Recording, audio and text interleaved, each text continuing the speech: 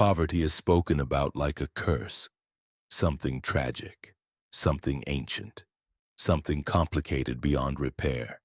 Governments discuss it for decades. Experts surround it with statistics. Leaders promise to fight it, reduce it, manage it, study it. And yet, it remains. Not because mankind lacks intelligence, not because the world lacks money, not because solutions are hidden in some unreachable future. It remains because most people are taught to see poverty the wrong way. They are taught to see it as misfortune. Machiavelli would have seen something else. He would have seen arrangement. He would have seen incentives. He would have seen power protecting what appears broken. Because when a social disease survives for generations, one brutal question must be asked. Is it really unsolved? Or is it being allowed to survive? That changes everything. Poverty is not always the result of empty land, empty hands, or empty markets. More often, it is the result of weak design, corrupt design, or deliberate design. A population trapped in need is easier to calm with promises, easier to move with fear, easier to buy with crumbs. A population that no longer needs rescue becomes harder to rule, and that is why this subject is deeper than economics. It is about control. It is about dependence. It is about whether people are being strengthened or kept soft enough to obey. In this video, we are going to break apart one of the biggest illusions in public life. We are going to see why poverty is not nearly as mysterious as it sounds, why so many solutions are ignored, and what Machiavelli's unexpected formula reveals about order, usefulness, incentives, culture, and power. So before we begin, subscribe to the channel if you want more sharp, strategic videos like this. Because the truths that shape society are almost never the ones repeated most loudly. Let's begin with the first reality. Poverty survives where weakness is useful. Most people think poverty means one thing: not enough money. That is only the surface. The deeper truth is that poverty means not enough power, not enough options, not enough protection, not enough influence. Not enough time to recover from one mistake. Not enough freedom to refuse humiliation. A poor man is rarely destroyed by one grand disaster. More often, he is trapped by constant exposure. One illness ruins him. One missed payment weakens him. One bad month pushes him toward collapse.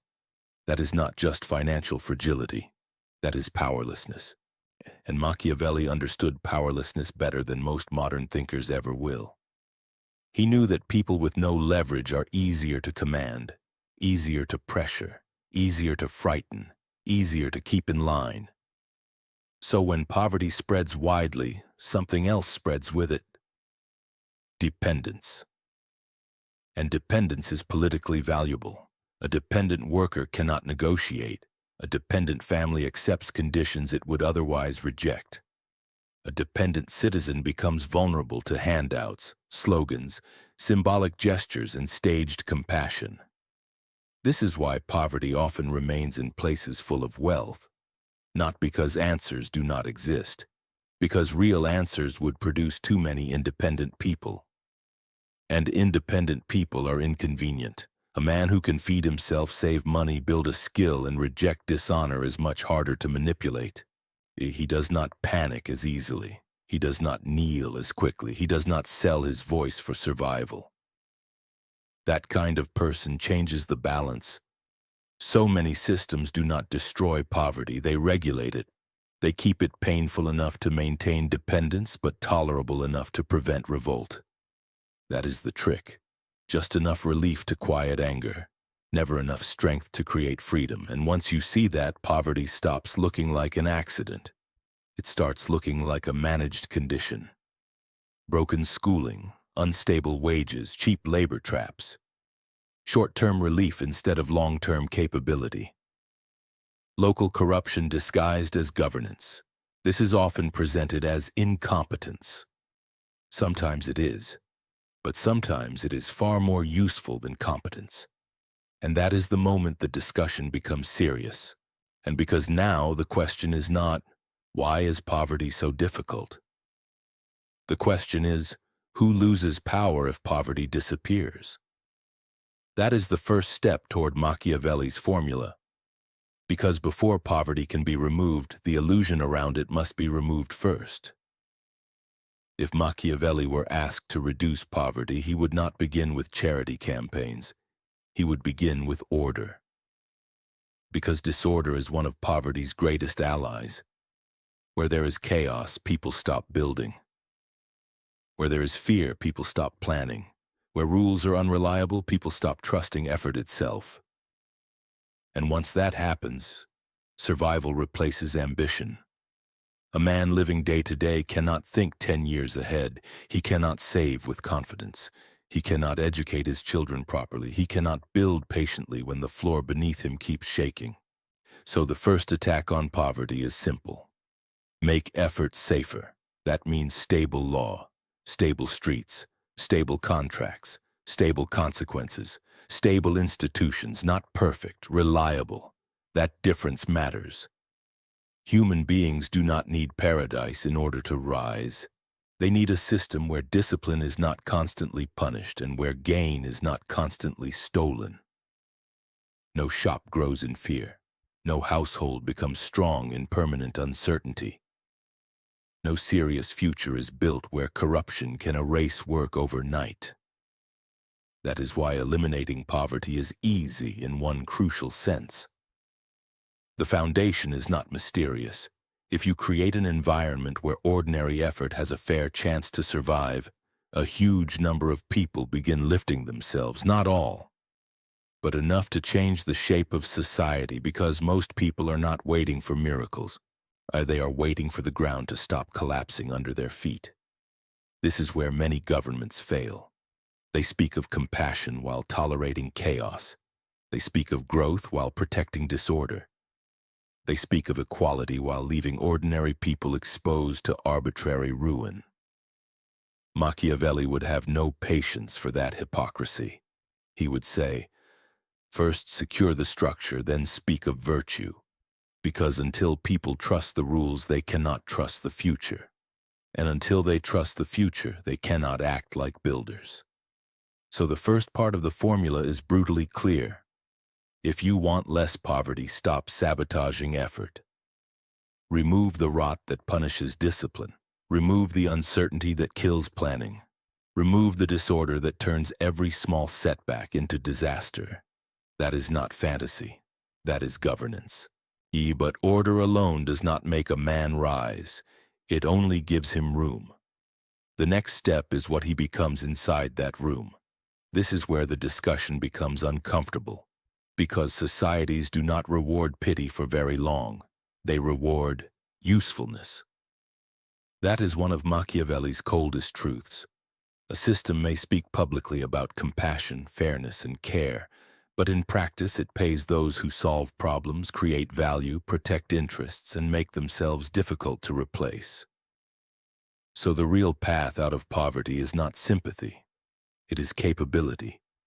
Teach a man to become useful, and you have changed his position. Teach him a skill the market needs, and you reduce his dependence. Teach him how to solve real problems, and he becomes harder to exploit. That is what upward movement actually looks like. A poor man with no function is vulnerable to every pressure around him. A poor man with a rare or needed function enters a different world. That is why education only works when it leads somewhere real. Not theory without use, not credentials without function, not prestige without competence. Function. Can he build, repair, organize, sell, protect, code, grow, manage, improve, lead? That is where bargaining power begins. A society that genuinely wanted to reduce poverty would not waste years feeding people abstract promises. It would identify the areas where value is needed most and train ordinary people directly into those roles. Fast, practical, relentless. Because once a person becomes economically valuable, he becomes less easy to crush, and that is the irony most systems avoid. And they talk about empowerment while refusing to create the one thing that truly empowers: people who no longer need to beg. Machiavelli would respect such a strategy because it does not merely comfort weakness, it transforms position. A capable person speaks differently, negotiates differently, recovers differently, thinks differently. He no longer waits helplessly for rescue. He calculates, he adapts, he moves. So the second part of the formula is this: do not preserve people in weakness. Train them into usefulness. That is how leverage is born. And leverage is the real border between poverty and freedom. But even valuable people remain trapped if the system around them rewards decay more than strength. That is where the third part of the formula appears. Most public language lies. It tells you what a society claims to believe. But incentives reveal what a society actually serves. Machiavelli knew this instinctively. If you want to understand a state, do not listen to its speeches. Study what it rewards, study what it tolerates, study what it punishes. That is where poverty becomes easy to read. If corruption pays, poverty grows. If manipulation rises faster than honest work, poverty grows. If responsibility is mocked while recklessness is rescued again and again, poverty grows. If savings are punished, family collapse ignored, and competence drained by parasitic systems, poverty grows. This is not mysterious, it is mechanical. People move toward reward and away from penalty. So if a nation truly wanted to reduce poverty, it would redesign incentives with precision. Reward work, reward competence, reward savings, reward family stability, reward enterprise, reward discipline, reward long-term thinking, and just as importantly, stop rewarding what destroys self-sufficiency. Modern ears often resist this because modern politics prefers emotional language over functional clarity. But Machiavelli never confused kindness with weakness. He would understand that a society becomes fragile when it teaches people to consume without producing, demand without building, and expect rescue without responsibility. That is not mercy. That is erosion. Now, this does not mean every poor person is guilty of his condition. That would be crude and false. Many people are trapped by forces above them: corruption, violence, exploitation, bad infrastructure, institutional neglect, inherited instability. But even then, the principle remains.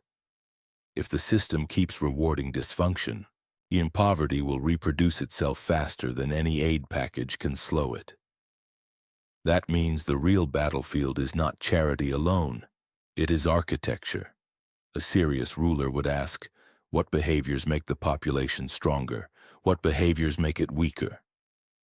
And how do we make the first path more attractive than the second? That is how poverty begins to retreat. Not through endless emotional theater, through structure that makes strength profitable. And once rewards begin to favor strength, something even deeper begins to change. Culture. Money can relieve pain, it can prevent disaster, it can buy time. It can keep a family from falling off a cliff. But money alone cannot kill poverty. Because poverty is not transmitted only through empty pockets. It is also transmitted through habits, through standards, through expectations, through learned helplessness, through the normalization of chaos. Machiavelli knew that laws matter, but culture decides whether laws hold. Institutions matter, but culture decides whether institutions rot. That is why two people can begin in hardship and end in very different places. One carries discipline into the storm. The other carries disorder into every opportunity. This is not a soft point. It is central. If a culture teaches patience, seriousness, delayed gratification, skill, duty, and dignity in contribution, poverty faces resistance from every direction. If a culture glorifies excuses, mocks excellence, celebrates irresponsibility, and treats self-command as oppression, poverty becomes hereditary. That is the true war. Because no government can permanently rescue a people who are being trained to sabotage themselves from within. This is why some individuals rise from almost impossible conditions. Not because life spared them, because they developed an inner structure stronger than their outer instability. That inner structure matters, and any civilization serious about reducing poverty must cultivate it on purpose. Teach children that effort matters. Teach adults that dignity is tied to contribution. Teach communities to respect reliability, restraint, competence, and long-term thinking. Not because it sounds noble, because it works. A culture that honors discipline produces fewer collapses. A culture that honors accountability produces fewer repeated failures. A culture that admires builders more than manipulators produces more ascent. Machiavelli would see culture as invisible strategy.